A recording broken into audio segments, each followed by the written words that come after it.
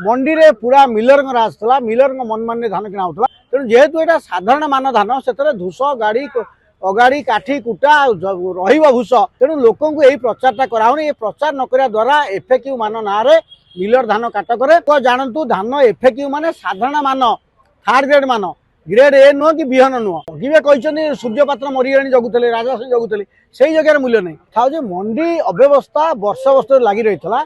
मंडी रे पूरा मिलर राज था। मिलर मन मान धान किना होता।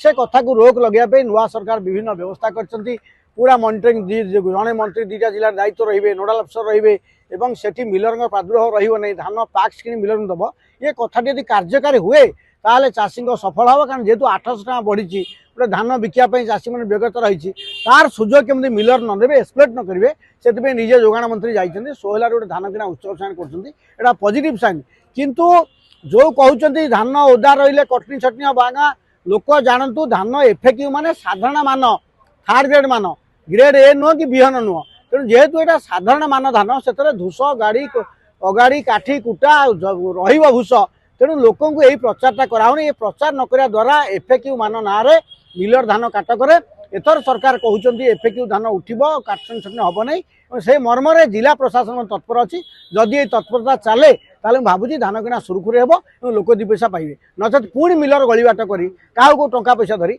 पुणी आईन बदल देवे लाभ उठे किए कहते सूर्यपात्र मरीगले जगुले राजा सिंह जगुले से जगह मूल्य नहीं ठिकना ढंगे जो ढंगे ऑपरेशन कर ऑपरेशन से ऑपरेशन वर्कआउट हुए लाभ हम चाषी सुरक्षित।